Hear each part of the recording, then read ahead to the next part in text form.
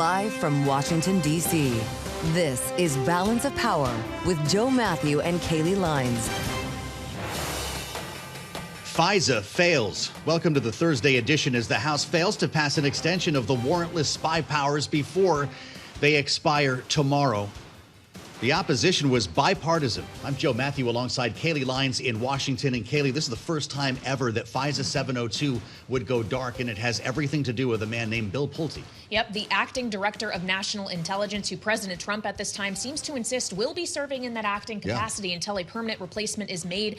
That is a non-starter for Democrats who are not willing to reauthorize these spy powers so long as that remains the case. So yes, it looks like they will be dark, and potentially dark for some period of time, as the House is leaving town for more than a week. And the question is going to be, to what extent can the president fill some intelligence gaps here via executive authority? Going home, despite some calls for them to stay the weekend and potentially work this out, but I'm not sure anything would change, with Pulte set to start work on June 19th, as the president said yesterday. This was a bipartisan vote, Kailey. 19 Republicans, 19 voting with almost all Democrats to say no. Yeah, so this wasn't just a one-party issue. And of course, it comes at a time where we're also watching for more potential U.S. action against Iran. The president is promising a third day now of strikes against Iran and suggesting we could be going in to seize Kharg Island in the not-so-distant future. We've got some great voices to share with you coming up this hour. In fact, Kailey just returned from Capitol Hill a short time ago to interview Senator Todd Young, the Republican, and we'll have a Democrat weighing in as well in just a moment, and Congressman Greg Landsman from Ohio. Slightly different views on how this war is unfolding. Yep, and we'll get to those conversations in just a moment. But first, let's get a check on these markets as we turn to Charlie Pellet up in New York. Hey, Charlie. Hi, thank you very much, Kailey, and happy Thursday. Stocks higher across the board. We got oil advancing. Do want to begin with the development in SpaceX. Retail investors have submitted more than $100 billion in orders for shares in SpaceX's IPO. Here's where we stand in terms of equity markets. We're off session highs, off session lows, up 15 now. 72.82 on the S&P 500 index. That is a gain midday of 0.2%. Dow Industrials holding above 50K, up 286 now, up 0.6%. NASDAQ up 0.4%. NASDAQ 100 index outperforming, up 0.9%. All of this with the SOX advancing 3.1%. The VIX just above 21, the 10-year at 4.52%. Your 2-year, 4.14%. The 30-year holding above 5%, 5.00%. We've got spot gold higher by $8 the ounce. We'll call that little change at $4,080 the ounce. West Texas Intermediate crude up 0.8%, 90.77 a barrel, and Brent 93.38 up by about 0.3%. After earnings last night, Oracle shares are plunging. They are down 12.4%. The company reported quarterly capital expenses that were higher than estimates. Again, recapping here, the Dow, the S&P, NASDAQ, they're all advancing, holding on to gains. The SOX up 3.1%, the VIX above 21, and West Texas Intermediate crude 90.78 a barrel, up 0.8%. For on-demand news 24 hours a day, subscribe to Bloomberg News Now wherever you get your podcast. Joe and Kailey, that is a Bloomberg Business Flash. All right, Charlie Pellet in New York, thank you so much. We appreciate it. As always, Charlie, keeping us up to date on the markets. And as we try to keep you up to date on the situation here in Washington, well, it's not necessarily a good one if you're someone who is hoping to see an extension of key government warrantless surveillance powers beyond the deadline of midnight tomorrow. It does look indeed like FISA's Section 702 powers will go dark post that deadline after the House failed to pass a short-term extension of them. And as Joe has pointed out, this was a bipartisan failure. 19 Republicans voted not to extend these powers alongside a far greater number of Democrats. Almost all of them. 218 to 198 was the vote. This would have required a two-thirds majority because of the procedure that the speaker was using to get this done. And as you just mentioned, Kailey, it looks like everyone's going home. Nicole Malliotakis, the congresswoman from New York, suggested yesterday that people stay in town to hammer this out. But as long as Bill Pulte is starting the job as DNI on June 19th, as the president has said, I'm not sure anything would change anyway.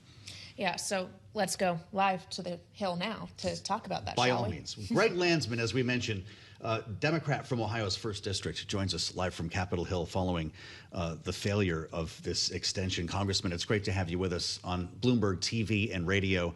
Was this the right move right now to see FISA expire for the first time ever?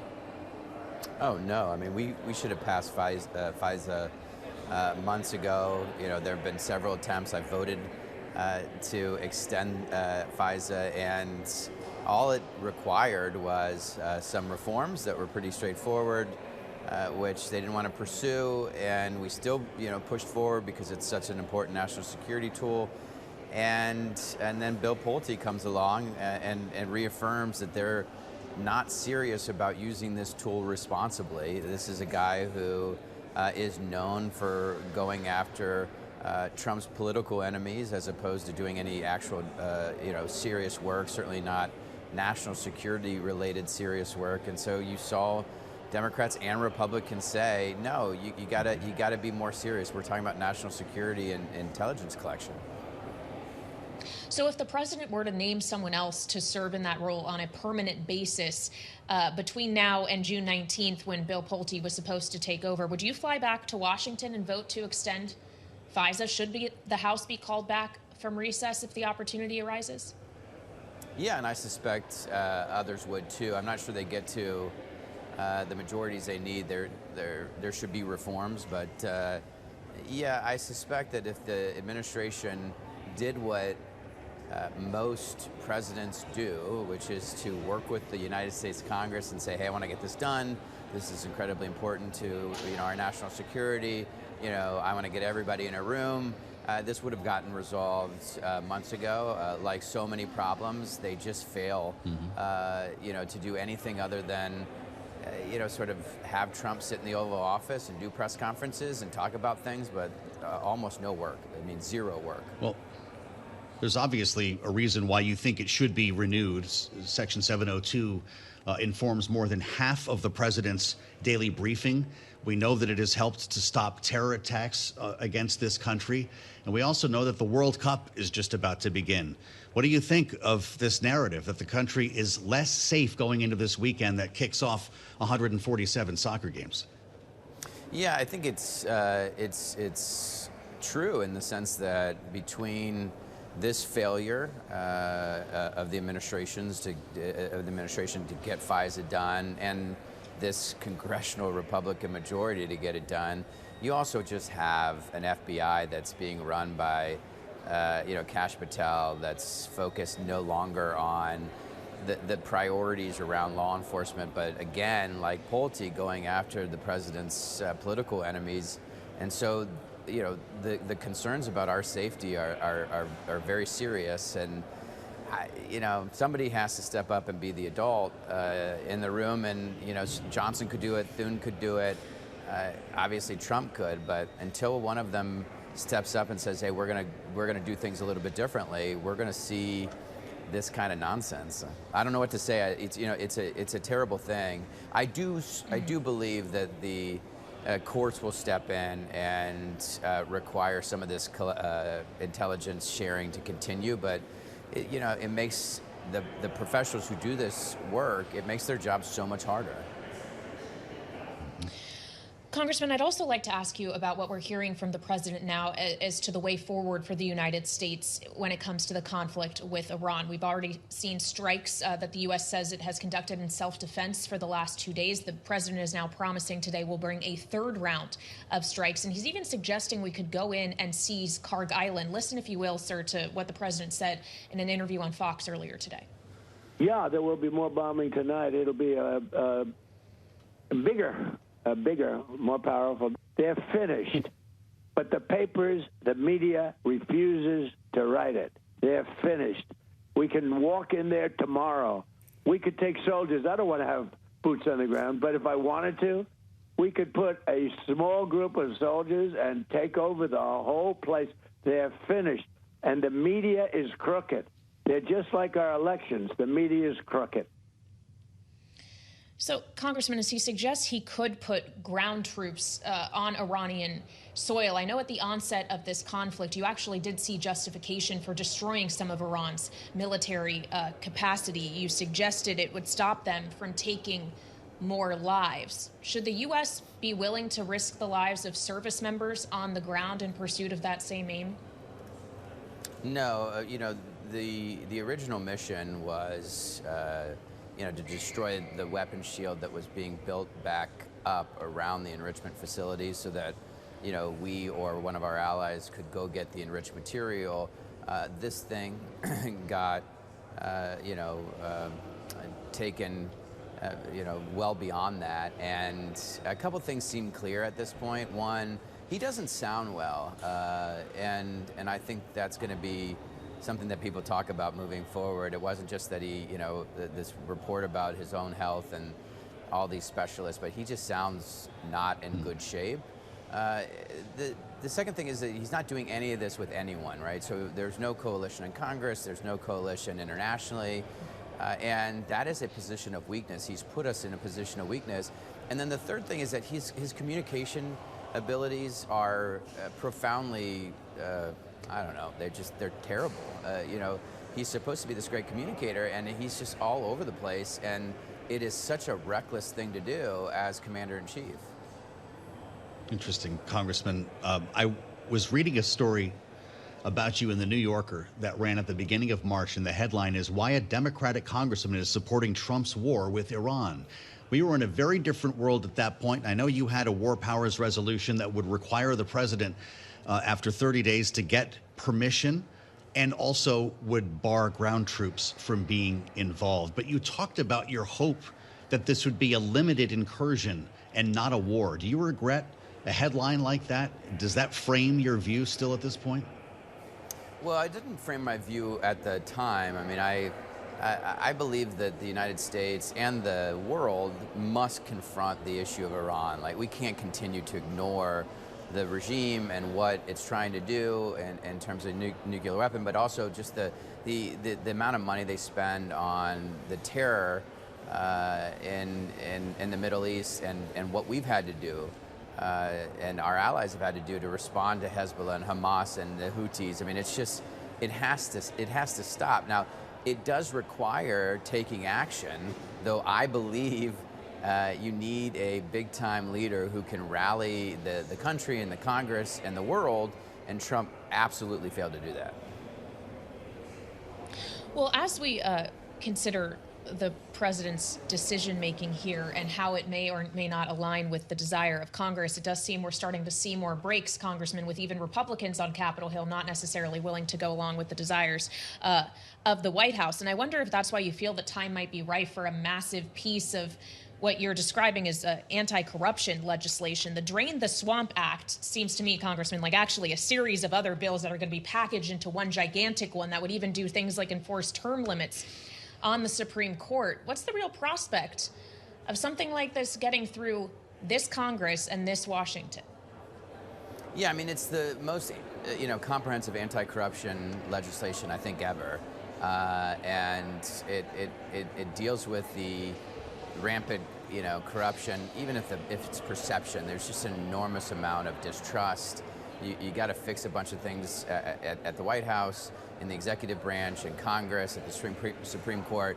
And we wanted to give the American people in the United States Congress a comprehensive bill so that they can talk to their elected officials or people running for office and the next president of the United States to say, if you're going to run and you're going to ask for my vote, I want to know that you're going to actually drain the swamp. I want to know that you're going to vote for this Drain the Swamp bill. And so we wanted to make sure that that bill was there so that the American people could push for it. Odds are this Congress will have no interest in passing the Drain the Swamp Act, and unfortunately the president won't. But the next group, the next crew of leaders congressionally and folks at the White House hopefully will get an earful from the American people, and they will be convinced that part of getting elected means voting for this Drain the Swamp bill and ridding ourselves of this cancer of corruption that we've seen for years, if not decades. All right, Congressman, thank you so much for joining us. Democratic Congressman Greg Landsman, representing Ohio's 1st District, live with us on Capitol Hill. Thank you so much. Now, that was the perspective of a Democrat in the House. We also, on Capitol Hill earlier today, got the perspective of a Republican in the Senate. Republican Senator Todd Young of Indiana joined me for a conversation earlier today where I talked to him not just about the escalating tension with Iran and conflict with Iran, but also what appears to be the looming expiration of FISA Section 702 surveillance powers. And he's not happy about it. Here's our conversation.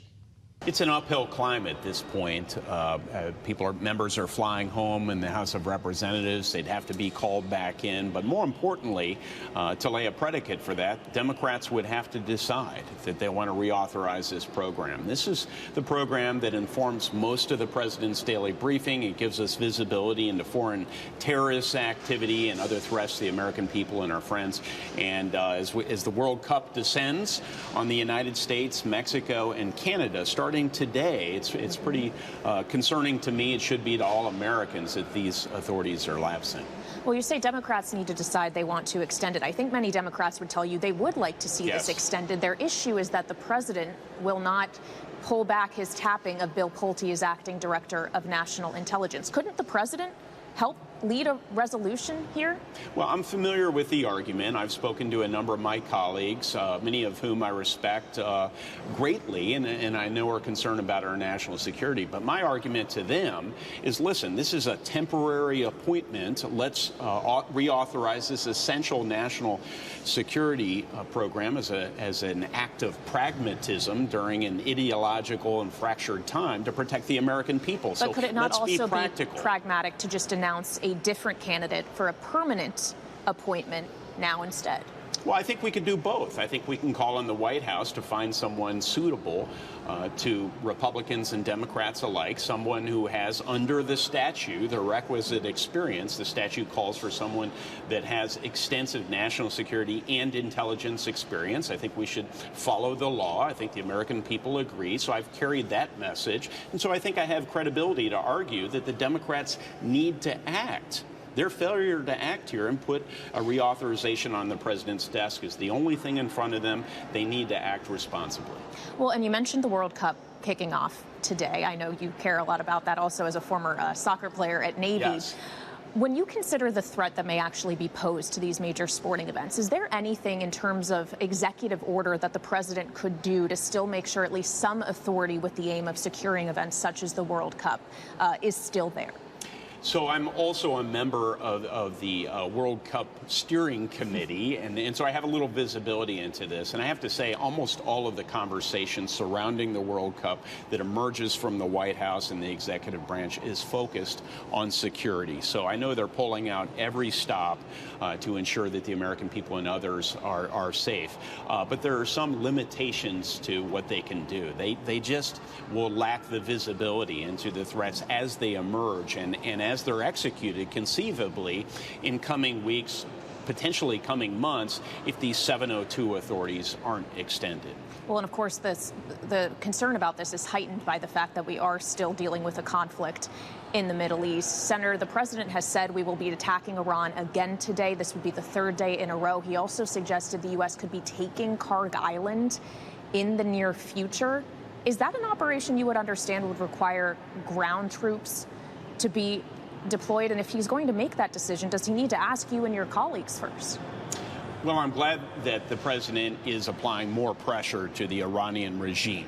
He has tested the regime and their appetite for conversation, negotiation, and ultimately resolution of this war. The president wants a quick resolution. He wants prices to go down. He wants Hormuz open. And he wants the uranium extracted from or otherwise secured in Iran. So all of those things can be accomplished, but unfortunately not until we apply more pressure on the Iranian leadership. So that's his objective with Kharg Island. With respect to congressional oversight, I have been incredibly critical of this institution for not exercising more oversight over a war power situation. I think it's created an environment in which Republicans and Democrats alike in recent history, whomever occupies the White House, feel comfortable going ahead and acting without consulting the American people. As we saw with the Iraq War, that creates all sorts of problems if members of Congress aren't asking the really hard questions early on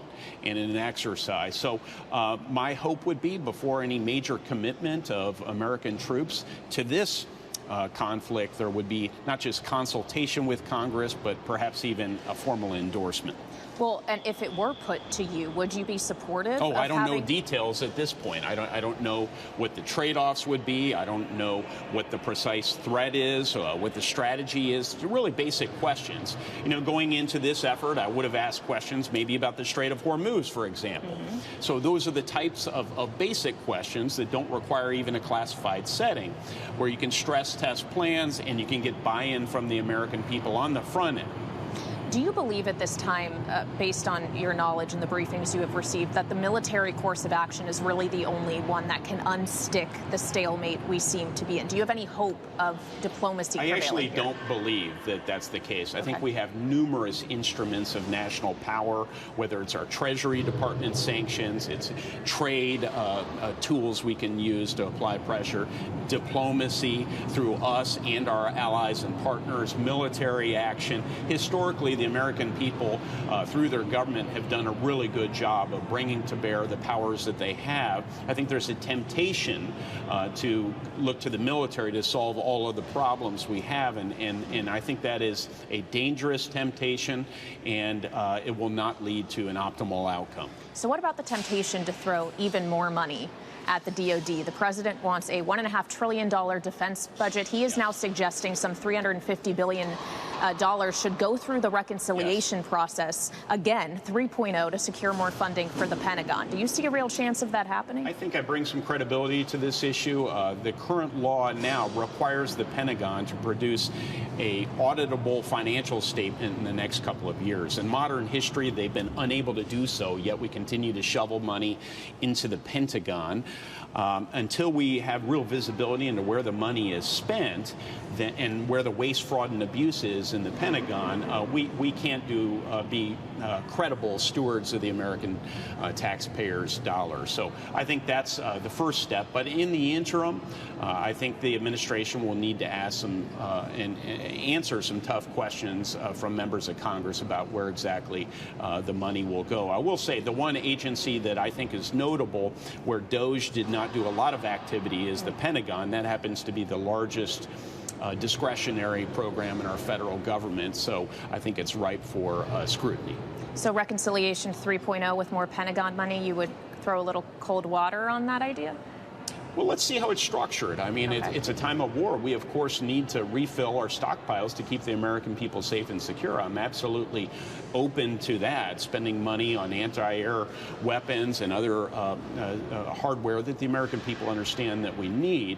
But let's not waste money. I would also say, if we're going to spend more money, let's think through how we can do so sustainably. We have a massive national debt. There hasn't been enough consideration of the implications of our spending in Washington in modern history, and so let's have that difficult conversation in conjunction with any debates about reconciliation. And finally, Senator, we're asking everyone this question this week because the president seems very interested in the idea of the U.S. government having some ownership of the big AI companies. He suggests it could bring more wealth to the public. And I wonder if you think that's an attractive idea, if the government should be playing that kind of role in some of these very large companies that could soon be public. Well, my emphasis is making sure we stay ahead of the Chinese, and the capital is deployed efficiently, that these companies are liberated to produce best-in-class models, because we know the Chinese are also sophisticated when it comes to such things. But we have our own system. And it involves, it's much more heavily emphatic that the private sector needs to lead as opposed to government. In terms of government ownership, the reservations I would have is that government would too strongly steer the direction of these companies in ways that meet the needs of special interests instead of customers. I do think there's a very important conversation to be had about data centers and energy costs and how those are spilled over onto consumers. I think those costs should be internalized by tech companies themselves rather than exported to the American people. My conversation with Republican Senator Todd Young of Indiana earlier on Capitol Hill. Clearly, he has a bit of reservations about the idea of government ownership, Joe, of some of these large AI companies who either are planning to go public later on in the case of OpenAI or Anthropic, or literally on the cusp of going public tomorrow in the case of SpaceX. That pricing, of course, coming after the bell today. Yeah, which was a fixed price, right? Yeah. Are we going to be surprised by that number? We shouldn't be. Okay. Although I guess we continually hear how oversubscribed this IPO seems to be. So maybe it'll be a case of strange things happening. We know the market's waiting for it, and interestingly, as we wait for that, we've actually just seen the S&P 500 turn lower for a brief moment. So let's get a check on what's happening in these markets today as we turn back to Charlie Pellet up in New York. Hey, Charlie. Thank you very much, Kailey and Joe. Indeed, not a lot of conviction right now. As you correctly point out, the S&P 500 index did dip briefly into the red. Right now, little changed, up 2 points, keeping an eye on the swings there, up under 0.1%. Dow Industrials holding above 50K, up 226 now, up by about 0.5%. NASDAQ is up 0.1%. The NASDAQ 100 index up 0.6%. All of this with the stocks up 2.6%. That, of course, the Philadelphia Stock Exchange Semiconductor Index. The VIX right around 21. The 10-year 4.52%, with the 2-year 4.13%, and the 30-year 5.00%. Gold up $8 the ounce, $4,080, up by about 0.2%. West Texas Intermediate crude up 0.1%, little change, $90.21 a barrel. Brent just turning negative, down 0.2%. Barrel of Brent right now at $92.95. President Trump is vowing more attacks on Iran, threatening more energy assets, saying the U.S. will take Kharg Island. Again, West Texas Intermediate crude up now by 0.2%. Intel shares higher after Bank of America raised its recommendation on the stock to buy from underperform. Intel up now by about 3.9%. And sources tell Bloomberg retail investors bidding for shares in SpaceX's IPO have submitted orders for more than $100 billion. Pricing, of course, comes later today, trading tomorrow. The ticker, if you want to set it up in your screens, SPCX. For on-demand news 24 hours a day, subscribe to Bloomberg News Now wherever you get your podcasts. Joe and Kailey, that's a Bloomberg Business Flash. All right, Charlie Pellet, watching the markets from New York. Thank you so much. Meantime, here in Washington, we're watching the Senate floor, where it does appear that, just like we saw in the House earlier this morning, an attempt to extend FISA Section 702 authority, warrantless surveillance powers that the administration argues are critical for national security. An extension effort is likely to go down on the Senate floor, just as it did in the other chamber. And after that, House members going home for an extended period of time. It's not clear when we can get a bipartisan agreement to actually see a FISA renewal, knowing President Trump does not seem to be backing down on having Bill Pulte serve as acting director of national intelligence. You know, he's going to start the job on June 19th. Yeah. Reports today suggest that he called Tulsi Gabbard to tell her Tuesday that was her last day on the job. She said, no, I need to hear that from the White House. The president gave her an opportunity to pick a day, and that's what it is. The question is, who will follow? Are they going for unanimous consent here? Is that the plan in the Senate? So this could be a very similar result, to Kailey's point. And we're very lucky to have Patrick McHenry with us, Bloomberg Politics contributor. Of course, former Republican congressman from North Carolina, former chair, House Financial Services, former Speaker pro tem. Great to see you. Great to be with you. I bet you weren't surprised to see this fail in the House. Were you surprised to see 19 Republicans vote against it? Oh, yes. That was a surprising number. But also, so stepping back, where are we in this moment? Yeah. Right? You have some harmful actions by the White House, both with the weaponization fund and with the Pulte nom, that have really made Capitol Hill's life really complicated and complex. In a parliamentary democracy, this is where governments fail and they go and have an election. But in our American system, we just flounder on until the next election. This governing coalition is cooked.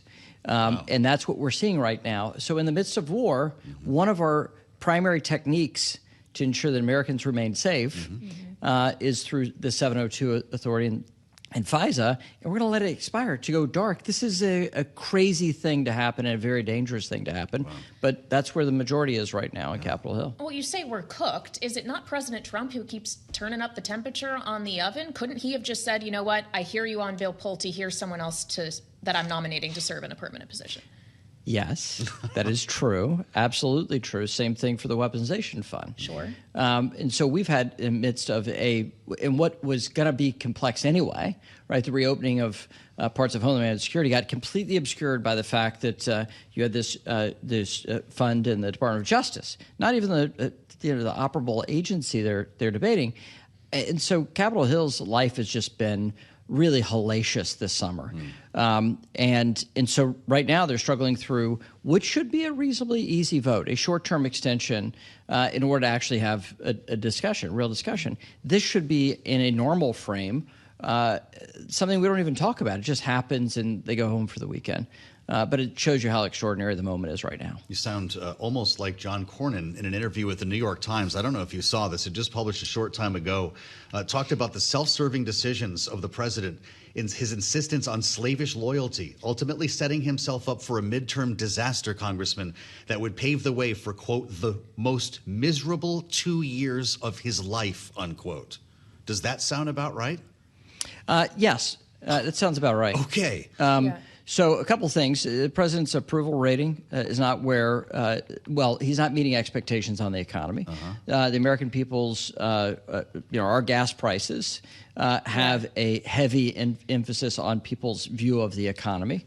So all this stuff is a really negative, nasty mix for the party in power, and the party in power are my friends in the Republican Party. Something that may help gas prices, or at least is helping lower oil prices right now, is we're seeing stocks shoot higher. We're now up about 1% on the S&P 500 as the president posts on Truth Social that he's canceled the scheduled strikes against Iran. Of course, we've seen this movie before, but the president writes on Truth Social, based on the fact that discussions with the Islamic Republic of Iran have been brought to the highest level of Iranian leadership and approved, I have, as the President of the United States of America, canceled the scheduled strikes and bombings against Iran this evening. Discussions and final points have been, in both concept and great detail, approved by all parties involved, including the United States, Israel, Saudi Arabia, UAE, Qatar, Turkey, Pakistan, Bahrain, Kuwait, Jordan, Egypt, and others. But, he says, Joe, the naval blockade will remain in full force and effect until the transaction is finalized. WTI now down 3%, below $88 a barrel. S&P 500 up 1%, or 85 points. The Dow's up over 700 points now. We're just going to keep doing this? What was the old newspaper adage? Important if true. Okay. Right? I mean, the major announcement, but we've seen significant announcements. We want to see that there's really beef between these patties, and we haven't really seen that yet. So substantial news. This could have a market impact on the economy, and would be sufficient time where you could see relief at the pumps by the fall, according to all the forecasters that you interview and we watch here on Bloomberg. Sure. This could be a favorable impact for where we sit in October before the midterm. Wow. Well, I'm sure that's happy news for a lot of Republican lawmakers as they consider their own re-elections. Does this nullify further war powers attempts on Capitol Hill? No, because the Congress don't know if it's true. Yes, and Congress still wants to have a say here. We've yet to see a supplemental take shape. We see those talks are continuing with the administration, and the president has a significant request for Department of Defense funding. So each day has an impact on the legislative impact and the funding impact for our war-making capacity. We're going even further here with the president saying the time and place of the signing to be announced shortly. So we've got a deal. Well, remember, he told our colleague Anne-Marie Hordern when traveling back from New York a few days ago that he actually did think a deal could be signed in 2 to 3 days. Right.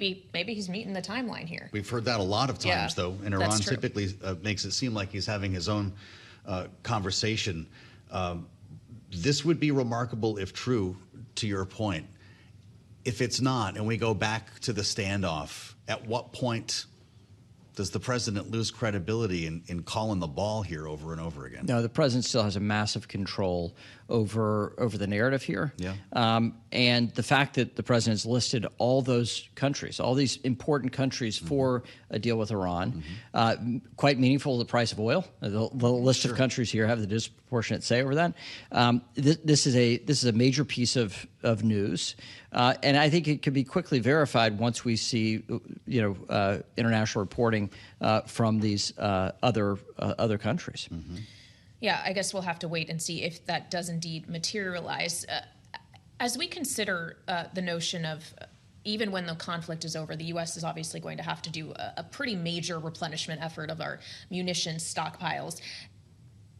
How quickly would you expect the Pentagon to be able to turn over a figure for a supplemental request in terms of the funding they want for this conflict to be over? If this news is true, this is the next most important question, which is where do we stand with our munitions and our capacity to replenish? We saw the announcement today that Patriot missiles, our allies, are asking when they will receive deliveries, and they don't yet know. And I think that is because we still have active action and use of these really complex weapon systems. I think we will see that within weeks. I think Congress will have to, I think you'll have to have a supplemental request to Congress by the month of July. I mean, we're weeks away, not months away from having an answer here. And then the question is whether or not they have account flexibility or whether or not that really needs to be done on an urgent basis. Like through Reconciliation 3.0, as the president suggested? Well, that would be the hope. But, if we're talking about replenishing these supplies, you might have the opportunity for a bipartisan cooperation there, maybe, if there's an end to hostilities. But that's the reason why this Reconciliation 3.0 conversation is really strategically important for our weapon systems, strategically important for our allies as well, on whether or not we can quickly get these accounts flush again so they can start making these orders at the Department of Defense. The president says no games, no delays, no weak compromises. Do this ASAP. What he calls Recon 3.1. We're going to shorten this now. The only path to the full $1.5 trillion military budget our warriors need. He also says at the request of our great Department of War, it will include the Save America Act as well. Did he just kill that effort by attaching Save America once again? Well, it failed before because of Senate rules that it cannot be included. That's right. This would be, to step back on that, the Democratic Party tried to end the filibuster to nationalize our election laws during the Biden administration. They tried on 2 attempts. Now we see a Republican effort on Capitol Hill to do the same thing, to nationalize our election laws. There's skepticism now in the Democratic Party. And so both parties have flipped positions on using reconciliation and nationalizing election laws just in a very quick period of time. Life in the majority. Life of our modern politics, right? The ability to flip on a switch just based off of the whims or really Trump has colored the whole era. So that's why both parties have flipped and done these contortions. Yeah. All right, Mr. Chairman, always good to have Great you. to be with you. Former Congressman from North Carolina, Patrick McHenry, and of course a Bloomberg politics contributor. Very lucky to have him with us as we deal with this breaking news. Again, President Trump has canceled the planned strikes on Iran tonight and says that final points on a deal with Iran have been approved by all parties. As a result, oil right now, session lows, stocks, session highs. So let's get an update on the figures as they stand as we turn back to Charlie Pellet up in New York. Charlie. Hi, thank you very much, Joe and Kailey. Indeed, all of this breaking in the past 10 minutes. You guys broke the news. The Dow, the S&P, NASDAQ, they're all surging. Oil selling off big time. President Trump canceling planned strikes against Iran tonight. Trump says the time and place of an Iran deal signing will come soon. Right to the numbers here. Fast-moving markets. S&P up 80 to 73.46. That is a gain now of 1.1%. The Dow up 704, up 1.4%. To be sure, on the S&P, just about the best level of the day. Stocks taking off in a straight line. All of this coming down roughly 1:30 Wall Street time. NASDAQ now up 369, up 1.5%. The NASDAQ 100 index outperforming. Full of those big tech names. NASDAQ 100 up 2.2%. The Russell 2000 index of small cap shares also up by 2.1%. The SOX now up by 5%, with the VIX retreating to just above 20. Your 10-year 4.49%, the 2-year 4.09%, and the 30-year back below 5%, 4.97%.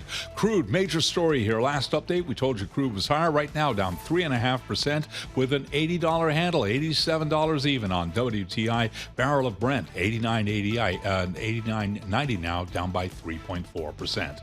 Repeating our top story, President Trump cancels planned strikes against Iran tonight. The president saying a time and place of an Iran deal signing will come shortly. Recapping, S&P up 1.1%. Keep it locked into Bloomberg Television and Radio for the latest developments. Joe and Kailey, that's a Bloomberg Business Flash. All right, Charlie Pellet, thank you so much. The market clearly reacting fast and furious to the True Social post from President Trump. The cancellation of strikes tonight, the assertion that final points have been approved by all parties on a deal with Iran. But, Joe, I'm running through the list here of the countries named by President Trump. The United States, Israel, Saudi Arabia, UAE, Qatar, Turkey, Pakistan, Bahrain, Kuwait, Jordan, Egypt, and others. Iran is not on that list. Does it fall into the others bucket? I'm not sure. That's a great question. Maybe he thought that was implied or understood. But time and place of the signing to be announced shortly makes us feel like this is all but done, despite the cross currents that we've been hearing with regard to the rhetoric from the administration. Tyler Kendall covers the White House for us. Our Washington correspondent is with us right now in our Washington bureau. Tyler, what do we make of this, and could we in fact get news on a signing at some point here, as the president says? Well, according to the president, it does appear that maybe this is imminent, though, of course, as you guys have been reporting, there's caution here until we actually see a finalized agreement. But Bloomberg News had reported earlier today that the diplomatic negotiations were ongoing and that we were seeing Qatar actually take a more meaningful role in those negotiations. We also had reporting that there was the first face-to-face meeting between senior national security officials from the UAE and Iran in a bid to calm ties there, since we know that the UAE has really been the target of a lot of retaliation. We still have big questions, though, on what this could entail.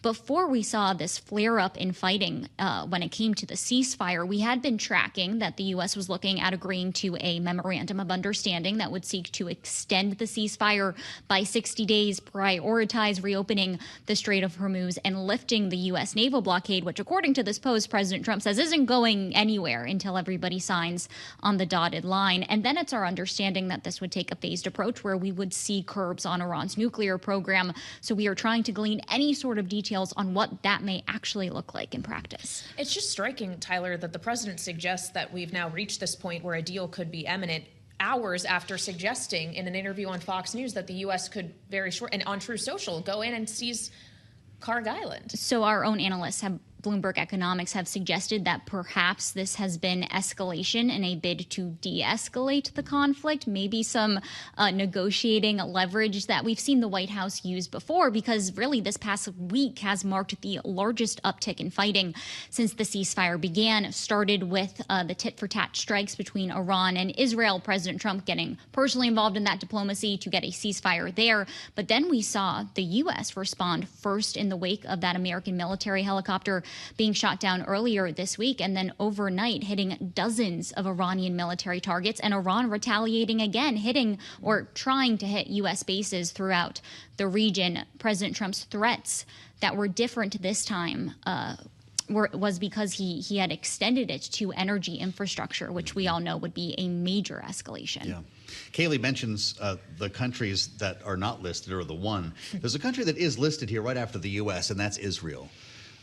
Should we assume that this would apply as well to Israel and Hezbollah, which, of course, was a deal breaker for Iran with the ceasefire just days ago? Right. That was dominating the conversation just days ago, because Iran repeatedly maintained that a ceasefire had to extend to Israel's front against the Iranian-backed militant group Hezbollah. But Israel and the U.S. both have repeatedly said that this is a separate front. But we got indications that the White House was really eyeing this as a potential roadblock, considering that President Trump got on the phone directly with the Israeli Prime Minister Benjamin Netanyahu. A lot of reporting came out of how tense that call was. But even publicly, President Trump had said in that interview over the weekend with NBC News that he wants Israel to take a more, quote, surgical approach to how it is trying to achieve its military objectives related to Hezbollah. So perhaps it's rolled in, but we should also mention that while Iran wants to see this in the deal, before the conflict began, the U.S. was demanding that Iran's support for proxy militia groups needed to be in an agreement. We'll see if there's any sort of movement there, because we heard from the Houthi rebels earlier this week that they could take action in the Red Sea. So it's all connected. All right. Bloomberg's Tyler Kendall, our Washington correspondent, running into the studio for us on this breaking news. Thank you so much. And for a bit more analysis now, we turn to Jonathan Panikoff, Atlantic Council Director of the Scowcroft Middle East Security Initiative. Jonathan, welcome back to Bloomberg TV and radio. It's great to have you. And I wonder if you take this post from the president at face value. Do you really believe we could see a deal between the U.S. and Iran signed soon? Well, great to be with you. Look, I certainly hope so. I think we've had a little bit of whiplash here, all of us, frankly. The reality is we've seen posts that are similar to this before. I think the way that it's framed, I think, is giving reason for optimism that probably is a bit more than most of us have had in the past. The fact that he called out the countries, the fact that he said it'll be very soon, there's some details and specificity here that we haven't seen. So look, do I think it's possible? I absolutely do. I also think, look, there is a not insignificant chance that the president is pushing for something that maybe the Iranians haven't even fully signed off on, or that he's trying to push them or coerce them into a corner in hopes that they will go along with it in the end. So I'm not ready to say it's quite done yet, but it's certainly reason for optimism. Interesting. Jonathan, we think of you as an expert on the proxies. How important will it be for Hezbollah and for the Houthis to accept this? They're obviously not going to be at the negotiating table. Yeah, that's right. Look, on the Houthi side, this entire war, I think one of the big questions has been why have the Houthis not gotten more involved? There's been significant conversations about the fact that they really have their own political agenda in Yemen, and this would have undermined it in some ways. The fact that the Saudis and the Houthis may have some agreements behind the scenes. I think the Houthis will be a little easier here, frankly, at least in the near term. Hezbollah is the really big question, and frankly, from that perspective, therefore, so is Israel. We know the Israelis have been unhappy with the deal of this contour simply because it was always supposed to seemingly relate to a ceasefire and the opening of the strait, and then maybe dealing with the nuclear program in a 60-day window, which almost have to be elongated. But if the ballistic missiles aren't dealt with, and Israel feels like it's going to be under threat because it's still a threat from Hezbollah for ballistic missiles, or it feels like the Hezbollah's activities, and especially if Iran starts to resupply Hezbollah in the future, Hezbollah constant attacks on the Israeli border, we already have seen that Israel is not always willing to listen when it comes to attacks on its border from President Trump trying to stop them. Israel went forward last week with a strike, obviously, that had repercussions. I think it's going to be an open question. I think it's a real question about where the proxies play into all of this. Well, yeah, that certainly is one of the many questions that come to mind at this moment, Jonathan. But another one is did the U.S.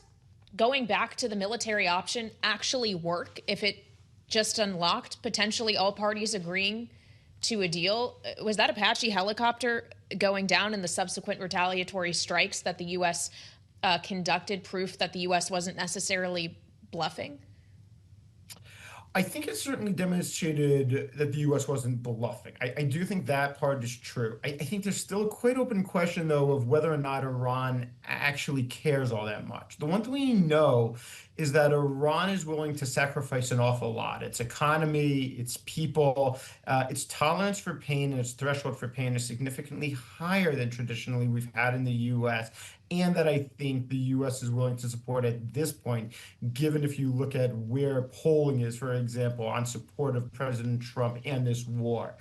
At the same time, clearly even the threats today were about being coercive, and coercive military strikes, not intended to bring us back potentially, if they had happened, to a full-scale war or what we saw through the March, but really about being strategic to try and keep upping the ante.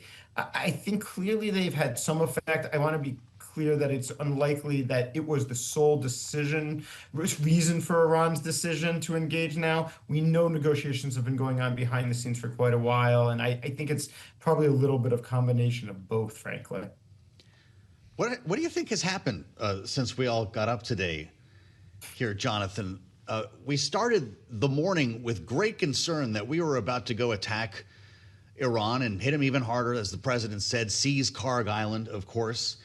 By lunchtime, we're talking about a place and time to sign a peace deal. How did this come together, if you take the president at his words, in 5 hours when it didn't seem to work over the course of 5 weeks? Yeah, my guess is I wouldn't look at it in a 5-hour time period. I think actually the weeks is more important. I think this is really a reflection of the fact that the negotiations were going on even as you had U.S. strikes, even as you had Iranian retaliation over the last week or so. You still had the negotiations. I guess the question, though, is, was there a phone call this morning? Was there an exchange of messages, or is the president projecting? No, I've got no doubt that there was some sort of engagement and exchange. I don't know that whether it was direct or indirect. The Qataris have been playing an additional role. Obviously, the Pakistanis were still trying. I've got no doubt that there was a flurry of messages that have gone back and forth. But I also think those messages would have fallen, frankly, on deaf ears if the preparatory work hadn't been done over the last week or 2 weeks. And so I think you got to combine both of those to really understand how we probably got here today. But I've got no doubt Bloomberg will soon have a TikTok on it from your great reporting. Oh, yeah, you can bet that our reporters are already hard at work trying to unearth what exactly happened here. Also, who exactly this deal was struck with? It's one thing for the two sides to be understood to be talking, but does it not matter who is actually doing the negotiating on the Iranian side? The president, Jonathan, says that this has been brought to the highest level of Iranian leadership and approved. Should we understand that to mean Mojtaba Khamenei, or is that IRGC leadership? How do we know that the leadership that approved this is one that's going to stand by it? Yeah, it's a reflection of the fact that there's a bit of a void and a black hole when it comes to understanding how Iranian leadership decisions are being made fundamentally right now in Tehran.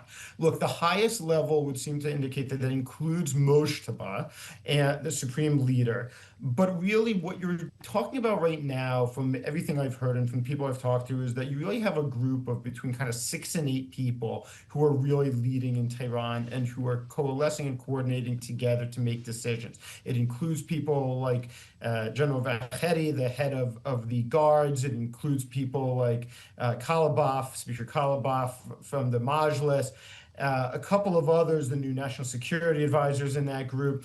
And so you would hope that it means all of them have come together and agreed.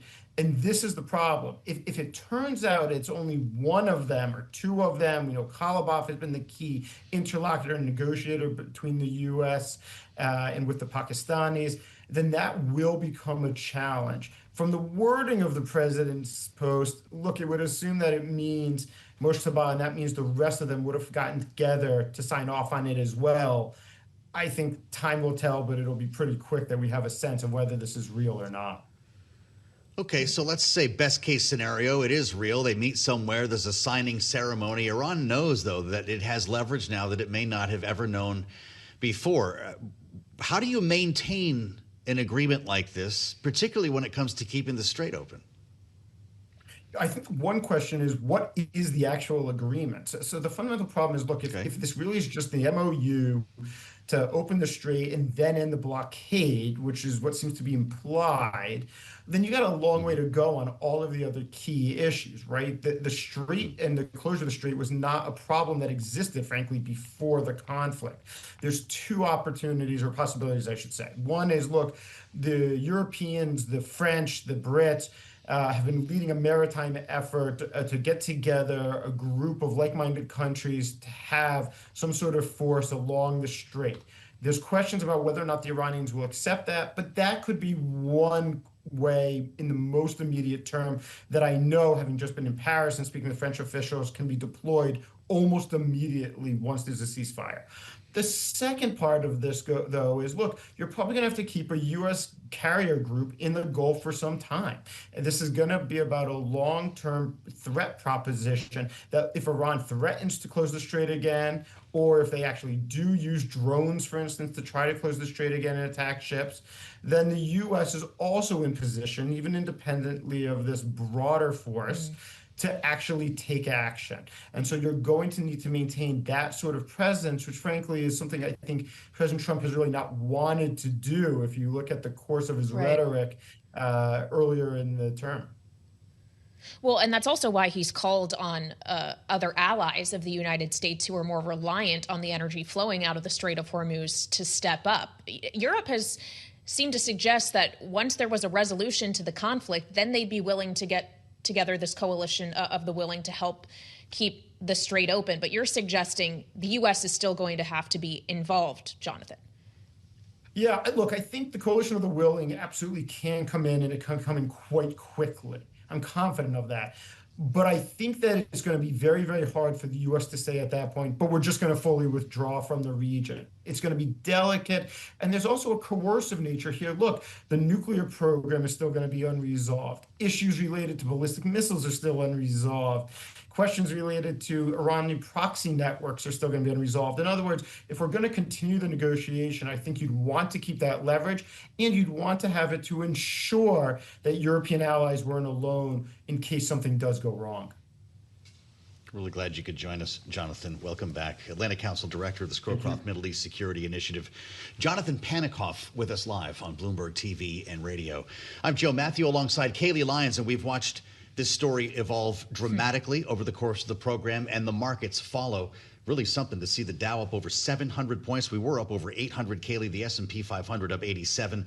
The NASDAQ is now up 400 points. It's a 1.5% gain for the Dow and the NASDAQ. Interest rates are lower, and oil prices are too. Yeah, substantially so for oil. We're down more than 3% on both Brent and WTI. WTI right now about $87 a barrel. Clearly a market that is looking forward to hopefully an opening of the Strait of Hormuz. But interestingly, as we see these oil prices going down, and as you mentioned, rates going lower, we've actually seen the market price out a full Fed hike. How about that? This year. There was this notion that the Fed might have to do what the ECB did earlier today and actually tighten policy in the face of energy-driven inflationary risks. But perhaps if this deal is indeed finalized, that may not ultimately be the case. But it is still an if at this hour, Joe. Right now, we're only hearing from President Trump on this. We have yet to hear from Iran. You got a 10-year below 4.5, a 30-year below 5 now, and a 2-year at 4.07. All three are trending lower on this news. There's going to be a lot more where this came from on Bloomberg Business Week Daily. That starts just a couple of moments, and on the late edition